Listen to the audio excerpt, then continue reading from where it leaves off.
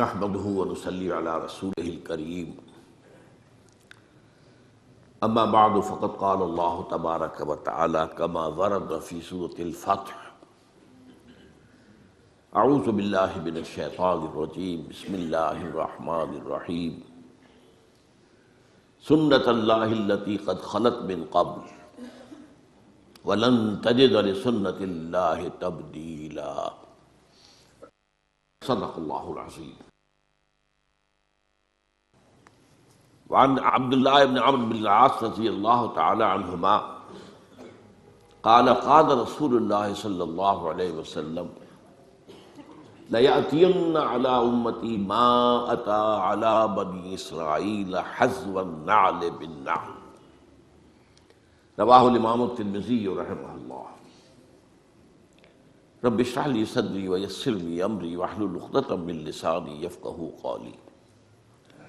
اللہم ربنا الہمنا رشدنا واعذنا من شرور انفسنا، اللہم ارنا الحق حقا وارزقنا اتباعہ وارنا الباطل باطلا وارزقنا اجتنابہ، آمین یا رب العالمین۔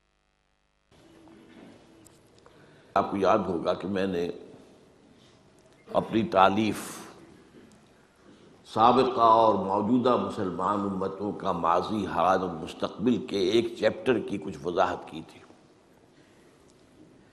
آج میں اسی ضمن میں اور موضوع کو لے رہا ہوں، اور وہ ہے سابقہ امت مسلمہ اور موجودہ امت مسلمہ کے حالات میں مشابہت۔ یہ بات بنیادی طور پر جان لیجئے کہ اللہ نے یہ کائنات بنائی ہے تو اس کے کچھ کائناتی قوانین بھی ہیں، کونی کائناتی قوانین، اس کے تحت یہ کائنات چل رہی ہے۔ یہ ضرور ہے کہ ہم یہ مانتے ہیں کہ اللہ جب چاہے ان قوانین کے اندر دخل اندازی کر سکتا ہے، ان کے اندر کوئی تبدیلی کر سکتا ہے۔ مثلاً اس نے یہ قانون بنایا کہ آگ تو جلاتی ہے، یہ اس کا کام ہے، لیکن حضرت ابراہیم کو آگ نے نہیں جلایا اللہ کے حکم سے، یا نارو کونی بردن، تو یہ اللہ کا اختیار ہے۔ اس کو ہم کہتے ہیں معجزات۔ ہمارے ہاں کچھ لوگوں نے ان معجزات کا انکار کیا۔ سر سید احمد خان مرحوم اس کے سر خیل تھے۔ اس کے بعد ہمارے ہاں منکرین حدیث کا جو فکر پھیلا ہے تو اس میں معجزات کا انکار بھی شامل ہے۔ وہ سمجھتے ہیں کہ قانون جو ہے طبعی وہ بالکل اٹل ہے، اس میں کوئی تبدیلی نہیں آ سکتی، کوئی اس کے اندر رکھنا نہیں آ سکتا، لیکن نہیں، ہم مانتے ہیں قوانین ہیں، انہی کے تحت کائنات چل رہی ہے، لیکن اللہ جب چاہے اس کے اندر دخل اندازی کر سکتا ہے، ڈیوائن انٹرونشن۔ اس کے ہاتھ بند نہیں گئے ہیں، بلکہ یہ کہ قانون بنانے کے بعد البتہ یہ ضرور ہے کہ وہ روز روز نہیں اس میں انٹرونشن کرتا، یہ شاذ واقعات ہوتے ہیں۔ ہمیشہ تو ایسا نہیں ہوا کہ آگ نہ جلائے، وہ تو ایک ہی واقعہ ہوا جہاں تک ہمارے علم میں ہے، ورنہ تو موحدین تھے وہ حضرت عیسیٰ کے ماننے والے، جن کو کہ کھائیوں کے اندر قتل اصحاب الاخدود النار ذات الوقود اذ ہم علیہا قعود، ان کو جو ہے جلایا ہے، آگ کی طرف جلے۔ اسی طرح کچھ قوانین ہیں اخلاقی، مورل لاز، وہ بھی اس دنیا کے اندر ان قوانین میں تبدیلی نہیں ہوتی۔ پھر وہی بات، کہیں اللہ تعالیٰ کو خاص دخل دینا چاہے اس کا اختیار ہے، لیکن اخلاقی قوانین بھی ہیں کہ جن کے تحت یہ دنیا کا نظام چل رہا ہے، اور عام طور پر قوموں کے عروج اور زوال کے اندر ان اخلاقی قوانین کا بڑا دخل ہوتا ہے۔ اخلاق کو زوال آتا ہے تو قوم اور تہذیب جو ہے اس کو بھی زوال آ جاتا ہے۔ بہتر اخلاق والے لوگ پیدا ہوتے ہیں تو قوم کو اور تہذیب کو عروج حاصل ہوتا ہے۔ ایک تیسرا قانون یہ ہے کہ اللہ جو اپنے نبیوں کو بھیجتا رہا ہے، اور پھر نبیوں کے ماننے والوں پر اگر کوئی امت مشتمل ہوئی ہے تو اس کے قوانین کیا ہے، اس کے قواعد کیا ہے، یہ بھی معید ہے، یہ بھی سنت اللہ ہے۔ چنانچہ ہم دیکھتے ہیں کہ ایک تو وہ سلسلہ ہے جو قرآن مجید میں آتا ہے کہ ایک قانون کے تحت قوم نوح ہلاک کی گئی، قوم ہود ہلاک کی گئی، قوم صالح ہلاک کی گئی، قوم شعیب ہلاک، آل فرعون ہلاک کیے گئے۔ صدوم اور عامورہ کی بستیاں ہلاک کی گئی. یہ ایک ہے گویا کہ تاریخ اپنے آپ کو دہراتی رہی. اللہ نے رسول بھیجا، قوم نے رد کر دیا، اللہ نے عذاب بھیج دیا. پھر بھیجا، پھر قوم نے رد کر دیا، پھر عذاب. مختلف قوموں کا معاملہ ہوا. البتہ یہ کہ امتوں کا معاملہ جو ہے، اگرچہ ہم اصولاً تو یہ مانیں گے کہ امتیں بھی اور بہت سی ہوئی ہوں گی جن کا ذکر قرآن میں نہیں ہے، اس لیے کہ قرآن مجید میں یہ تو بات ہے کہ ہم نے ہر قوم کے لیے ایک ہادی بھیجا، وَلِكُلِّ قَوْمٍ ہاد، اور کوئی بستی ایسی نہیں ہے الا خلا فیہا نذیر کہ جس میں کوئی نہ کوئی خبردار کرنے والا نہ آیا ہو. اب ان میں ایسے بھی ہوں گے کہ جن قوموں نے ان کو تسلیم کیا، مان لیا اور ایک امت کی شکل اختیار کی، ان کی بھی تاریخ ہوگی. یہ قرآن مجید اس کو بیان نہیں کرتا، یہ اس کی حکمت ہے. قرآن کے پیش نظر تھے عرب، اور مقصد یہ تھا کہ ان عربوں سے ایک ایسی امت تیار ہو جائے جو پھر پوری دنیا میں اسلام کو پھیلا دے. اب اگر ایسی بات نہ ہوتی تو پھر پوری دنیا کی تاریخ پڑھائی جاتی عربوں کو، پہلے جغرافیہ پڑھائی جاتا، کہاں کہاں کون کون سی امتیں بسی ہیں، کون کون سے رسول آئے ہیں. تو یہ تو ایک ریسرچ کا موضوع تو ہو سکتا ہے، ہدایت کے لیے ضروری نہیں ہے. ہدایت کے لیے کافی ہے کہ ایک خاص علاقے میں حضرت ابراہیم علیہ السلام کی نسل کی 2 شاخوں میں، بلکہ 3 کہہ دیجئے، جو انبیاء اور رسول آئے ان کے حالات بیان کر دیے گئے. یہی لوگ تھے جو جزیرہ نما عرب کے مختلف گوشوں میں آباد رہے، یا یہ جو آج کا شام کا علاقہ کہلاتا ہے اس میں آباد رہے. کچھ ان کا تعلق جو ہے مصر کے ساتھ جڑ جاتا ہے. باقی اس علاقے کا جو ہے یہ انبیاء کرام اور ان کی امتیں، اور ان میں یہ 2 امتیں جو ہیں ان کی بڑی اہمیت ہے. ایک امت موسیٰ علیہ السلام جنہیں کتاب دی گئی، شریعت دی گئی، تورات. ایک امت محمد صلی اللہ علیہ وسلم جس سے ہم وابستہ ہیں، ان کو ہمیں قرآن دیا گیا اور ہمارے رسول محمد صلی اللہ علیہ وسلم. اب ان میں سے جو پہلی امت ہے، ہمارے ذہنوں میں ان کا کوئی خاص تصور نہیں ہے، کوئی خاص دلچسپی بھی نہیں ہے. ویسے بھی ہماری عام بول چال میں یہودی تو گالی بن چکا ہے، تو اب یہودیوں کی تاریخ سے کیا دلچسپی ہوگی؟ ہم یہودیوں کے بارے میں کوئی اچھا خیال دل میں لا ہی نہیں سکتے، اس لیے کہ ان کی جو اسلام دشمنی ہے وہ اتنی طویل تاریخ اس کی ہے کہ واقعتاً مسلمانوں کے دلوں میں ان کے لیے کوئی گوشہ ہونا ممکن نہیں ہے، نرم گوشہ ممکن نہیں. یہ تو ایک فطری سی بات ہے. لیکن بہرحال تاریخ کو تو آپ نہیں جھٹلا سکتے. آپ نوٹ کیجئے کہ قرآن مجید کا 1/12 حصہ حضرت موسیٰ اور حضرت بنی اسرائیل کے ذکر پر مشتمل ہے. 550 آیات. مولانا حفظ الرحمن سہاروی رحمۃ اللہ علیہ نے جو قصص النبیین کتاب لکھی، اس میں ہر نبی سے متعلق جتنی آیات قرآن میں آئی ہیں ان کی تعداد بھی دے دی. 555 آیات حضرت موسیٰ اور بنی اسرائیل کی. تو اس سے اس کا اہمیت اندازہ کیجئے. وہ جو میں نے بارہا ایک شعر آپ کو سنایا ہے غالب کا کہ ریختہ کے ایک تم ہی استاد نہیں ہو غالب، کہتے ہیں اگلے زمانے میں کوئی میر بھی تھا، وہ بھی بڑا شاعر تھا. تو امت مسلمہ صرف ہم ہی نہیں ہے، ایک امت مسلمہ اور بھی تھی، بڑی عظیم تھی. میں اس کے بارے میں پچھلی مرتبہ بیان کر چکا ہوں. 4 دفعہ قرآن میں آیا ہے کہ ہم نے تمام جہان والوں پر فضیلت دی.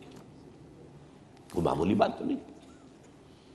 اور ان میں 1400 برس تک نبوت اس طرح جاری رہی ہے کہ کوئی وقت نہیں آیا جب کہ کوئی نبی نہ ہو. 1400 برس. اور یہ 1400 برس جو ہے ان کا آغاز بھی 2 نبیوں سے، اختتام بھی 2 نبیوں پر. آغاز موسیٰ اور ہارون سے علیہ السلام، اور اختتام عیسیٰ اور یحییٰ پر علیہ السلام. تو اندازہ کیجئے اس کو.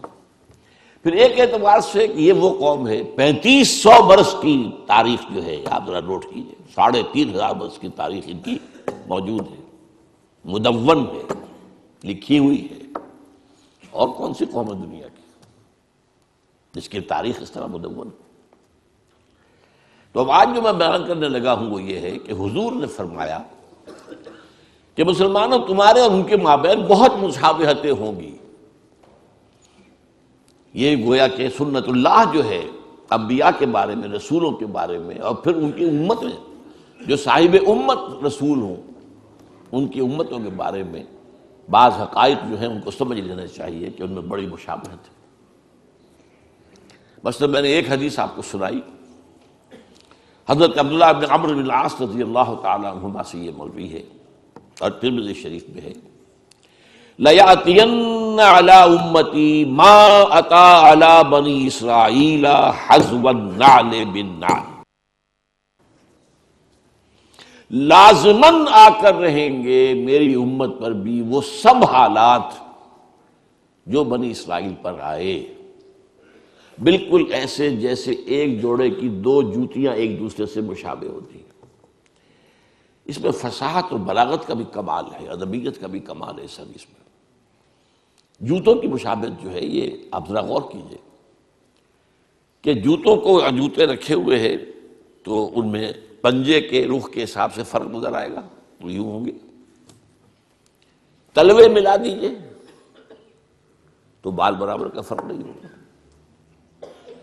تو ظاہر بات ہے کہ 2000 برس کا فصل ہے ان دو امتوں کے مابین، 2000 برس، تو حالات میں تو فرق و تفاوت تو ہوگا۔ اس امت کی تاریخ 1400 قبل مسیح سے شروع ہوتی ہے اور اس امت محمد کی تاریخ 600 بعد مسیح سے شروع ہوتی ہے، 1400 جمع 600 2000 سے۔ تو مشابہت ہے لیکن فرق بھی ہے، لیکن ایسا ہی ہے جیسے جوتوں کے درمیان اوپر سے دیکھو گے تو فرق نظر آئے گا رخ کے اعتبار سے، اور اگر تلوے جوڑ دو گے، ان بٹوین دی لائنز پڑھو گے تو تمہیں معلوم ہوگا حذف النعل بالنعل، جس کے لیے میں کہا کرتا ہوں کاربن کاپی جیسے ہوا کر، آج کل تو ختم ہوا کاربن پیپر وغیرہ، فوٹو اسٹیٹ اور یہ اور وہ نہ معلوم کیا کچھ ایجاد ہو گیا ہے۔ ایک زمانے میں تو کاربن پیپر ہوتا تھا، اس کے اوپر کاغذ رکھ کے لکھ رہے ہیں، نیچے بھی اتر آیا، اب اس میں فرق تو نہیں ہو سکتا کاربن کاپی کے اندر۔ تو اگر بٹوین دی لائنز دیکھیں گے تو کاربن کاپی۔ اچھا ایک اور پہلو کا بھی، وہ میرا آج کا اصل موضوع نہیں ہے لیکن میں اشارہ کر دوں۔ ایک تو یہ ہے کہ امت پر حالات کون سے وارد ہوں گے، وہ تو اس حدیث میں، امت میں کون سی گمراہیاں پیدا ہوں گی یہ ایک دوسرا موضوع ہے، یہ بھی قرآن مجید میں بیان ہوا ہے۔ یہ جو 10 رکوع ہیں، 5ویں رکوع سے لے کر 15ویں رکوع تک سورہ بقرہ کے، جس میں ایک طویل فرد جرم عائد کی گئی ہے بنی اسرائیل، تم نے یہ کیا، یہ کیا، یہ کیا، یہ کیا، یہ کیا، یہ کیا، جس کے نتیجے میں تم معزول کیے جا رہے ہو، اور اب تمہاری جگہ امت محمد کو ہم نصب کر رہے ہیں۔ اور اس سب کے اندر بٹوین دی لائن دیکھ لیجئے تو معلوم ہوگا ساری گمراہیاں جو وہاں پیدا ہوئی تھی یہاں بھی پیدا ہوئی، جو کہ تم، وہ بھی حذف النعل بالنعل ہے، اعتقادی، اخلاقی، ہر طرح کی وہ ساری گمراہیاں جو وہاں تھی یہاں بھی ہوئی۔ البتہ اس حدیث کے اندر اور ایک دوسری حدیث میں ایک نقشہ اور کھینچا گیا ہے۔ ایک حدیث ہے کہ جو مسند احمد کی ہے، لَتَتَّبِعُنَّ سُنَنَ مَنْ كَانَ قَبْلَكُمْ، تم لازم اے مسلمانوں پیروی کرو گے انہی راستوں کی جن پر تم سے پہلے لوگ چلے تھے، حَتَّى لَوْ دَخَلُوا فِي جُحْرِ ذَهَبٍ لَدَخَلْتُمْ مَعَهُمْ، اگر وہ کسی گوہ کے بل میں گھسے تھے تو تم بھی گھسو گے۔ قالوا یا رسول اللہ ایہود والنصارى، حضور یہ کن کا ذکر کر رہے ہیں، ہم سے پہلے کون گزرے، کیا یہود اور نصرانی؟ قال فمن اذن، اور نہیں تو اور کون، وہ نہیں تو کون؟ اور یہ دوسری حدیث کا میں نے ایک ٹکڑا آپ کو سنایا، لَيَأْتِيَنَّ عَلَىٰ أُمَّتِي مَا أَتَىٰ عَلَىٰ بَنِي إِسْرَائِيلَ حَذْوَ النَّعْلِ بِالنَّعْلِ، اس میں ایک اور سخت ترین بات کہی گئی ہے، حَتَّىٰ إِن كَانَ مِنْهُمْ مَنْ أَتَىٰ أُمَّهُ عَلَانِيَةً لَكَانَ فِي أُمَّتِي مَن يَصْنَعُ ذَلِكَ، ترمذی کی روایت۔ اگر اس سابقہ امت میں کوئی ایسا بد نصیب، بدبخت، شقی اٹھا جس نے اپنی ماں کے ساتھ علانیہ بدکاری کی، تو تم میں سے بھی لازماً کوئی نہ کوئی ایسا بدبخت اٹھے گا۔ یہ میں آپ کو بتا رہا ہوں، یہ جو کچھ قوانین ہیں، ان قوانین کے تحت، جسے ہم کہتے ہیں تاریخ اپنے آپ کو دہراتی ہے۔ اب آج کا میرا اصل موضوع کیا ہے؟ سابقہ امت کی تاریخ کا ایک سکیچ لیجئے، اور اس میں دو ان پر عذاب کے بڑے سخت دور آئے، ان کا تذکرہ، اس کو کمپیئر کیجئے امت محمد کی تاریخ سے، اور اس میں بھی بعین ہی وہی دور، کاربن کاپی۔ ایک تیسرا دور اب شروع ہو رہا ہے، اس کا میں ذکر بعد میں کروں گا، وہ آج کا میرا موضوع نہیں ہے۔ حضور کی بعثت کے زمانے تک دو دور آ چکے تھے عروج کے، دو دور زوال کے یہود پر۔ اس کے بعد ایک تیسرا دور اس صدی کے، پچھلی صدی کے آغاز میں شروع ہوا عروج کا، جس کی شکل ہمیں نظر آ رہی اسرائیل، اور جیسے ڈنکے کی چوٹ وہ کھڑا ہے، اور جس طریقے سے جو چاہتا ہے فلسطینیوں کے ساتھ کر رہا ہے، یہ طاقت اس کی۔ بہرحال وہ آج کا موضوع نہیں۔ اب ایک نقشہ ذہن میں جمائیے، دیکھیے، اگرچہ بنی اسرائیل کی تاریخ ایک قوم کی حیثیت سے وہ 1800 قبل مسیح سے شروع ہو گئی تھی۔ قوم کیا ہوتی ہے؟ ایک باپ کی نسل، حضرت اسرائیل یعنی حضرت یعقوب، ان کے 12 بیٹے، یہ بنی اسرائیل۔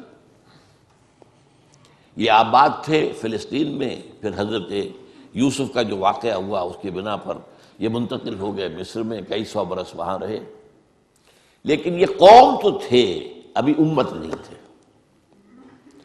امت بنے ہیں 1400 قبل مسیح میں، جبکہ انہیں تورات دی گئی، کتاب کے ساتھ ہوتا ہے معاملہ۔ وَلَقَدْ آتَيْنَا مُوسَى الْكِتَابَ وَجَعَلْنَاهُ هُدًى لِبَنِي اسرائیل۔ جب یہ بنی اسرائیل کو کتاب دے دی گئی، اب وہ امت ہے ایک، تو 1400 قبل مسیح سے تاریخ شروع ہوئی۔ اس میں ابتدائی دور ان کا جو ہے حضرت موسیٰ اور ہارون علیہ السلام کا، اس میں یہ واقعہ تو ہو گیا کہ آل فرعون ہلاک ہو گئے، اور بنی اسرائیل مصریوں کی غلامی سے نکل کر اور صحرائے سینا میں آ گئے۔ لیکن اس کے بعد جب ان سے قتال کے لیے کہا گیا، اس کوڑا جواب دے دیا، تو 40 برس کی سزا تو انہیں نقد مل گئی کہ اب یہ ارض مقدس جو ہے فلسطین، جو انہیں ہم ابھی دے دیتے اگر یہ بزدلی نہ دکھاتے، اب یہ 40 برس تک خراب رہے گی۔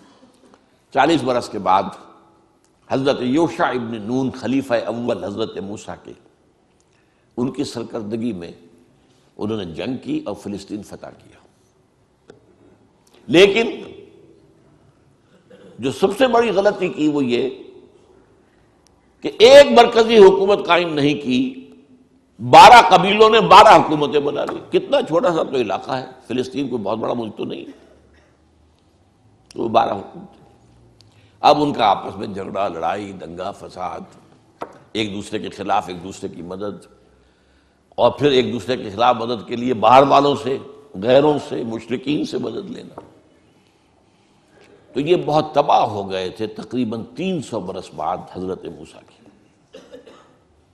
اس کے بعد پھر یہ ہے کہ انہوں نے جو اس وقت کے نبی تھے ان سے کہا کہ ہمیں کوئی سپہ سالار، کوئی بادشاہ ہمارا مقرر کر دیں تاکہ ہم جنگ کریں۔ اب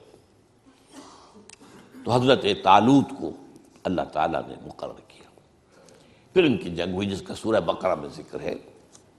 حضرت داؤد نے جالوت کو قتل کیا۔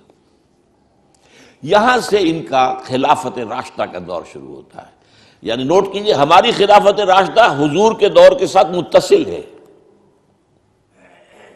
ان کی خلافت راشدہ اور ان کے دور نبوت کے درمیان 300 برس کا فاصل ہے۔ پہلا فرق نوٹ کر لیجیے۔ لیکن مشابہت کا حال کیا ہے؟ ہمارے ہاں بھی 3 خلافتیں متفق علیہ چلی، ابو بکر، عمر، عثمان۔ حضرت علی کی خلافت پہ اختلاف ہو گئے، وہاں بھی 3، طالوت، داؤد، سلیمان، یہ 3 کا دور ہے، 100 برس کا، یہ ان کی خلافت راشدہ ہے۔ اس کے بعد تقسیم ہو گئی، حضرت سلیمان کے بعد اب یہ 2 سلطنتیں بن گئی۔ ایک شمالی تھی چھوٹی، اسرائیل اس کا نام تھا، سامرا اس کا دارالخلافہ۔ ایک جنوبی بڑی تھی، یہودا، یروشلم اس کا صدر مقام تھا۔ بہرحال یہ دونوں حکیمتیں کچھ دور چلیں، پھر زوال اخلاقی آیا، اخلاقی زوال، اعتقادی زوال، عملی زوال۔ اس کے نتیجے میں اللہ کا عذاب نمبر 1۔ یہ جو دور ہے خلافت راشدہ ان کا، یہ 1000 قبل مسیح سے 900 قبل مسیح تک ہے۔ یہ الٹی گنتی چلے گی نا، ابھی قبل مسیح چل رہی ہے، ورنہ تو ہم 900 کے بعد 1000 آنا چاہیے نا، یہ 1000 پہلے آیا ہے، 900 بعد میں آیا۔ لیکن اس کے بعد 700 قبل مسیح میں اشیریوں نے حملہ کیا، وہ شمال سے آئے، سیریا کا ملک جو ہے شمال میں، سلطنت اسرائیل ختم ہو گئی، قتل ہوئے، بے شمار مارے گئے۔ لیکن یہ یہودا کی سلطنت باقی رہی۔ تقریباً 200 سال بعد 587 قبل مسیح میں یہ بھی برباد ہو۔ نبوکڈنضر مشرق سے آیا، نوٹ کر لیجئے، اسیرین شمال سے آئے تھے، نبوکڈنضر یہ نمرود تھا، نمرود، یہ جو عراق کے بادشاہ تھے یہ نمرود کہلاتے تھے، نماردہ، جیسے مصر کے فراعنہ یہ نماردہ، تو نبوکڈنضر، بخت نصر اس کو کہتے ہیں اردو میں۔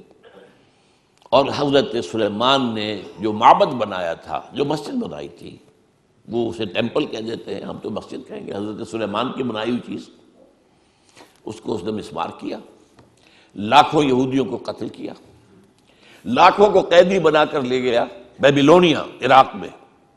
وہاں جا کر وہ جیسے کہ باڑے بنا دیے جاتے ہیں بکریوں کے، ان باڑے بنا دیے گئے، ان کے اندر ڈال دیا گیا۔ یہ تباہی اور بربادی زبردست تھی جس کا قرآن مجید میں ذکر کیا گیا۔ ہیکل سلیمانی کی ایک اینٹ بھی سلامت نہیں رہی، اور ایک انسان بھی زندہ نہیں بچا،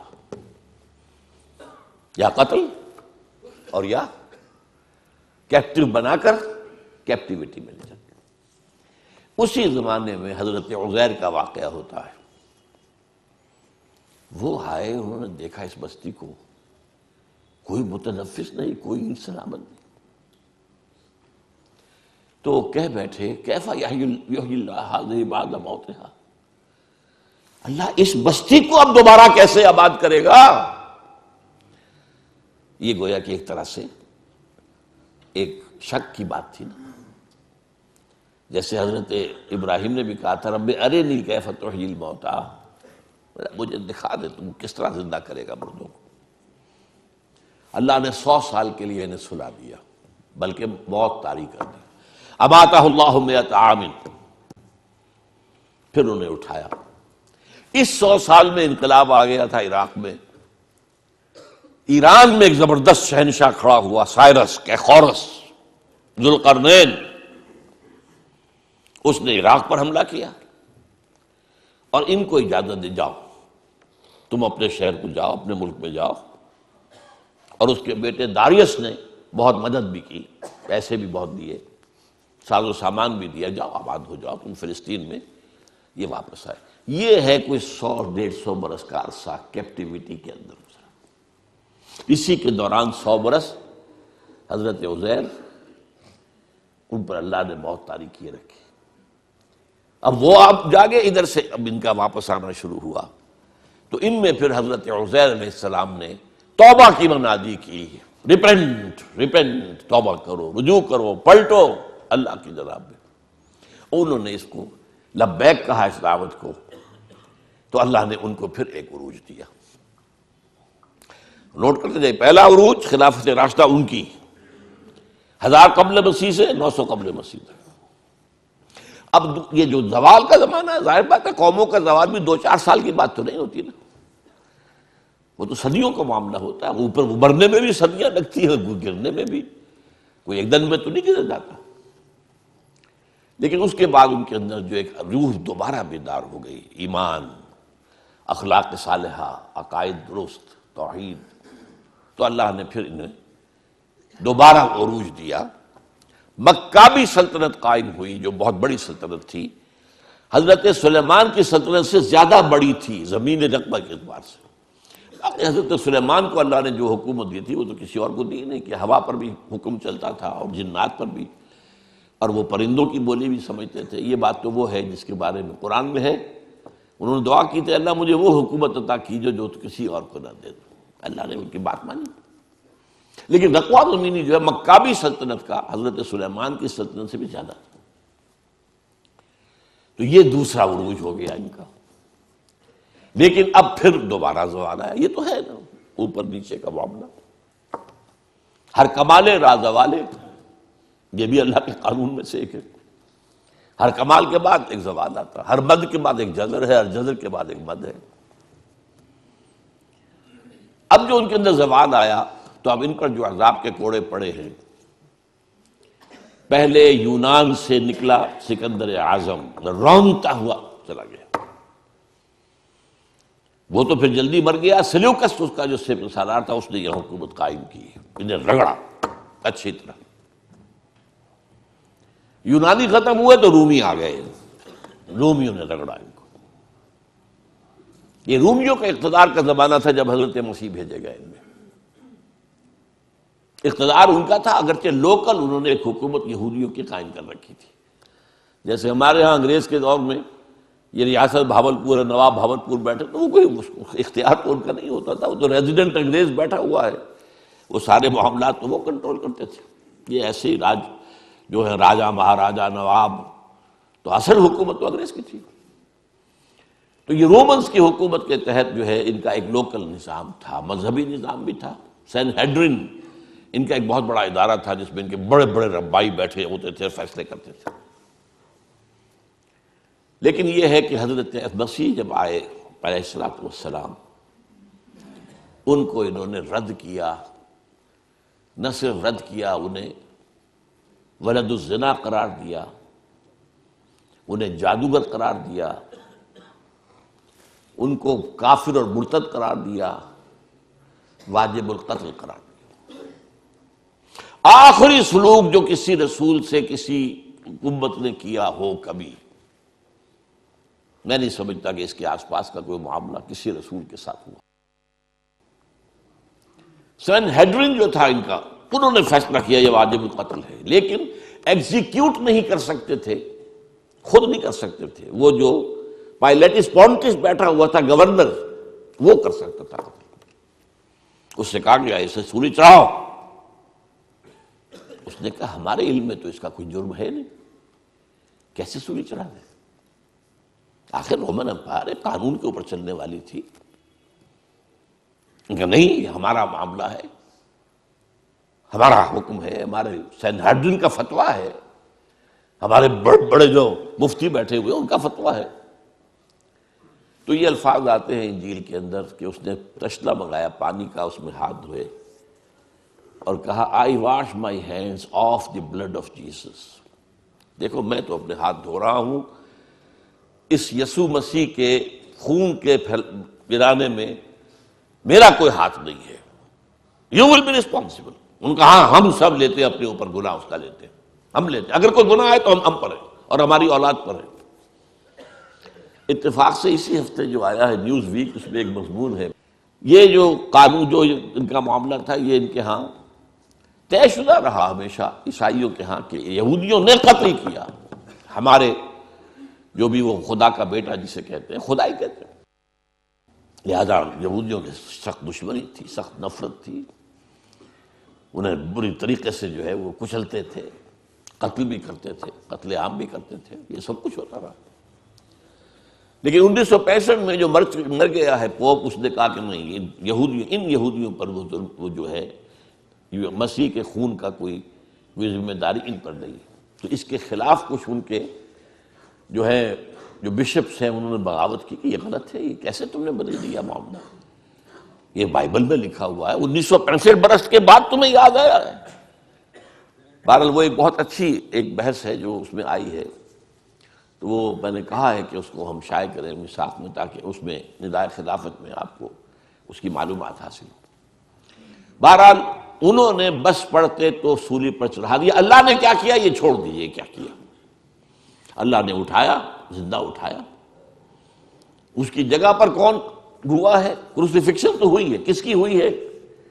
وہ سینٹ برنباس جو ہے حضرت مسیح کے حواریین میں سے ایک کی انجیل جو ہے ایونجیلیم برنابے، سینٹ برنباس کی انجیل، اس کے اندر واقعہ لکھا ہوا ہے کہ اصل میں جس حواری نے غداری کر کے پکڑوایا تھا، گرفتار کروایا تھا حضرت مسیح کو، اس کی شکل حضرت مسیح کی بنا دی گئی اللہ تعالیٰ نے۔ اور جب وہ فوجی داخل ہوئے ہیں رومی گرفتار کرنے کے لیے، تو اس سے پہلے ہی اللہ کی طرف سے 4 فرشتے آئے ہیں، چھت پھٹی ہے اس کوٹھری کی، اور وہ حضرت مسیح کو لے گئے۔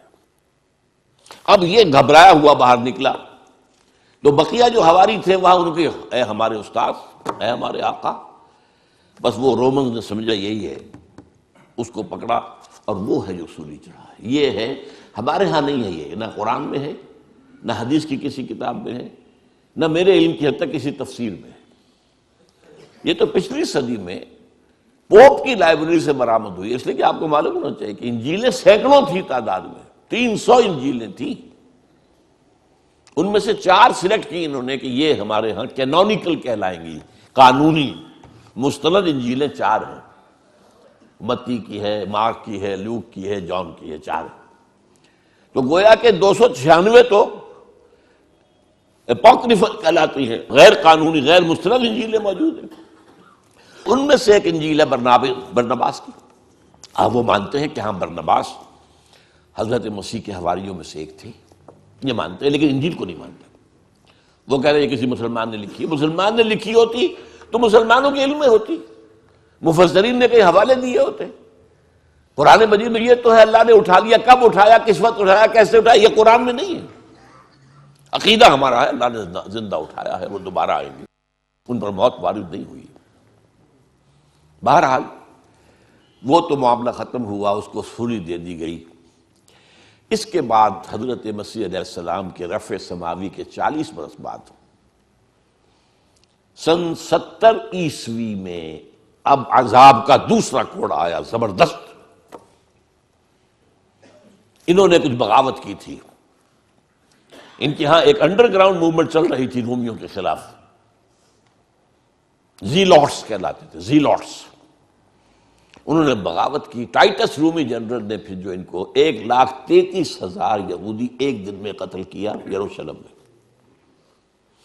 اور انہوں نے جو دوسرا بنا لیا تھا حضرت عزیر کے بعد علیہ الصلوۃ والسلام، دوسرا جو ان کا جو ہیکل سلیمانی، سیکنڈ ٹیمپل جسے کہتے، وہ گرا دیا اور یہودیوں کو نکال دیا گیا، نکل جاؤ یہاں سے، کوئی یہودی فلسطین میں نہیں رہے گا۔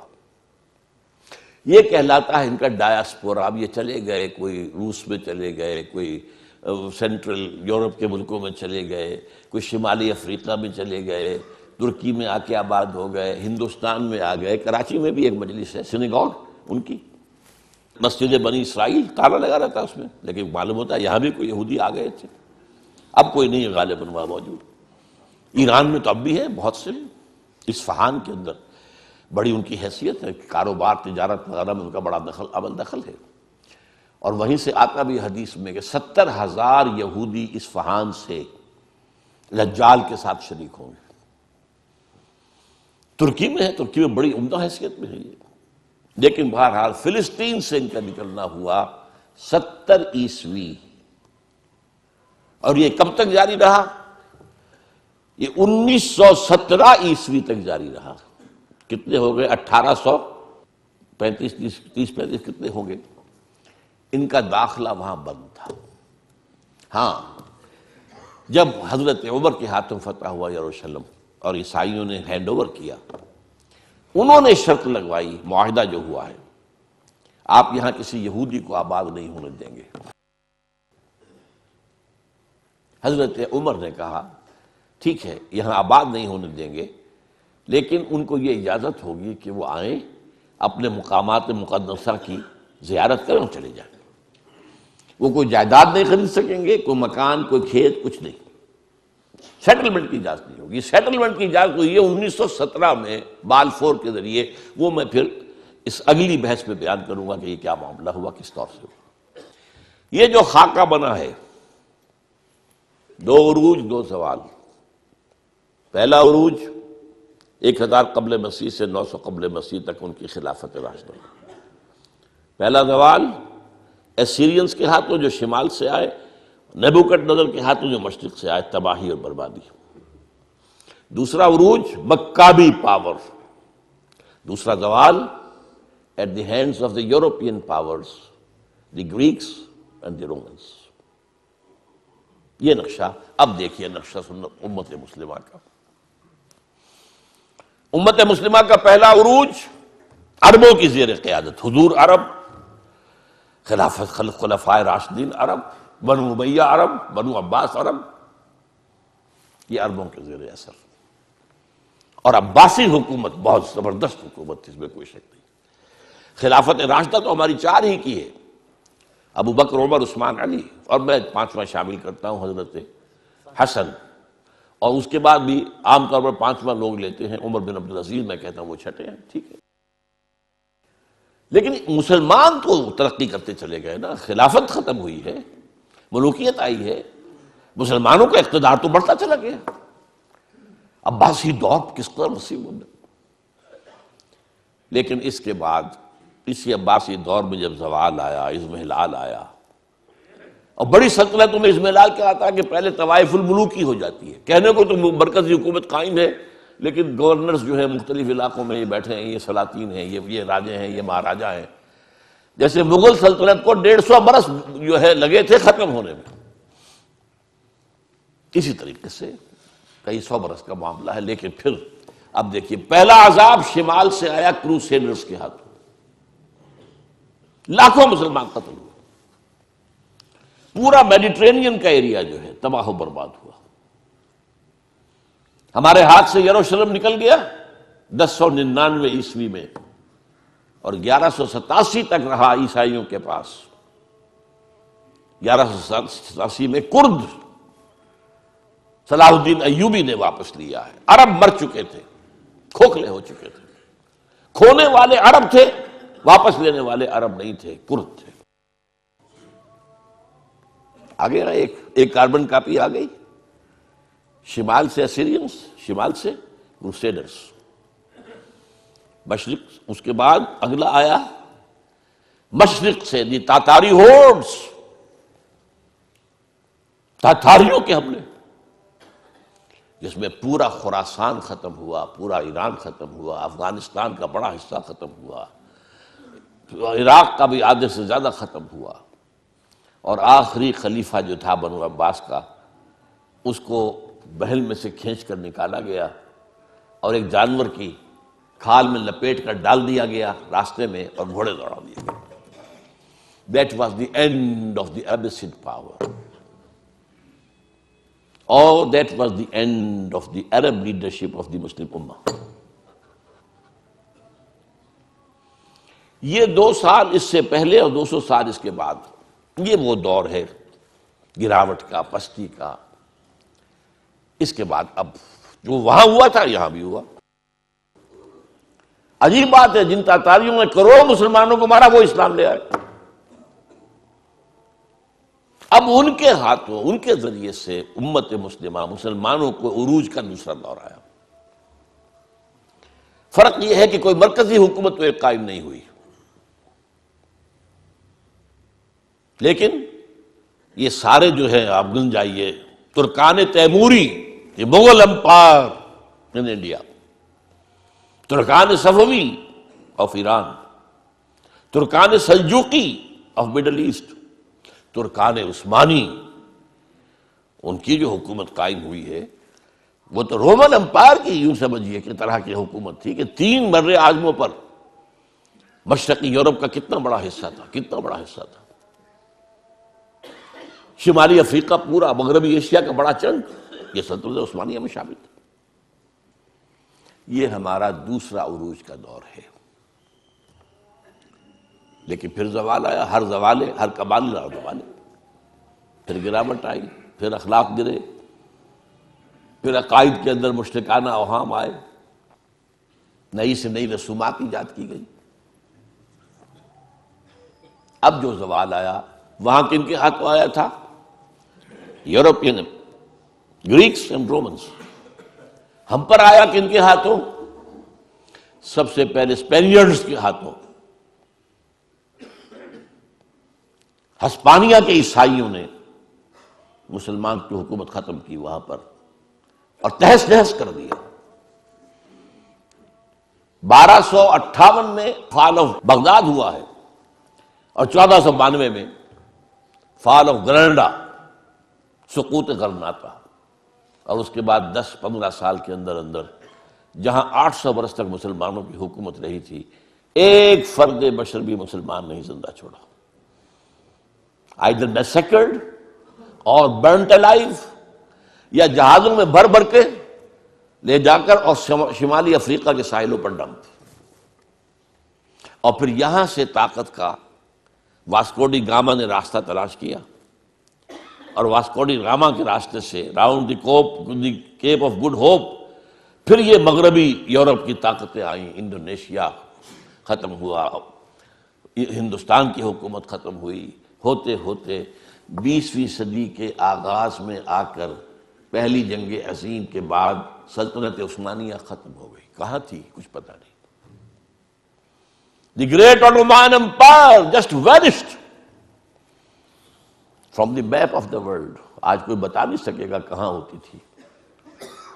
یہ عجیب تھی پچھلی صدی جو تھی 20ویں صدی۔ اگر آپ لوگ وقت کے ساتھ کچھ اپنا ذہنی ربط رکھتے ہوں، 20ویں صدی کے اندر 2 یہ کام ہوئے ہیں۔ اس کے پہلے حصے میں سلطنت عثمانیہ نسیم منسیہ، آخری حصے میں دی گریٹ سوویت یونین نسیم منسیہ۔ اب کوئی نہیں بتا سکتا سوویت یونین کہاں ہوتی تھی، نئے نقشوں میں کون بتا سکے گا؟ تو یہ 2 بڑے بڑے جو ہیں ختم ہوئے ہیں ایک صدی کے اندر۔ یہ ہے اصل میں لَيَأْتِيَنَّ عَلَىٰ أُمَّتِي مَا أَتَىٰ عَلَىٰ بَنِي إِسْرَائِيلَ حَسْبَ النَّعْلِ بِالنَّعْلِ۔ میری امت پر بھی وہ تمام حالات وارد ہو کر رہیں گے جو بنی اسرائیل پر ہوئے تھے، بالکل ایسے جیسے ایک جوڑے کی ایک جوتی دوسری جوتی سے مشابہ ہوتی ہے، کاربن کاپی۔ یہ ہے 2 امتوں کا معاملہ۔ یہ تھوڑی سی جو گفتگو میری ہے اس کتاب میں نے اس کو ذرا اب اگر آپ اس کو پڑھیں گے تو آپ کے ذہن نشین ہوتی جائے گی، ہر چیز وہ نقشہ آپ کے ذہن میں بن جائے گا۔ یہ 3000 برس کی تاریخ بنی اسرائیل کی، کیونکہ میں نے جو کہا تھا 3400 یا 3500 برس، وہ شروع کی ان کی قومی تاریخ بھی شامل کی تھی، ورنہ یہ کہ 2000 برس ان کے ہیں امت کی حیثیت سے حضور کی آمد تک، 2000 سال، 1400 قبل مسیح سے 600 بعد مسیح۔ بہرحال حضور کے وقت تک یہ 4 ادوار ان پر آ چکے تھے۔ اس کے بعد جو ایک دور آیا ہے اور مسلمانوں پر بھی اس کا ایک جو ہے کاربن کاپی اس کی آ رہی ہے۔ اقول قولی ھذا واستغفر اللہ لی ولکم ولسائر المسلمین والمسلمات۔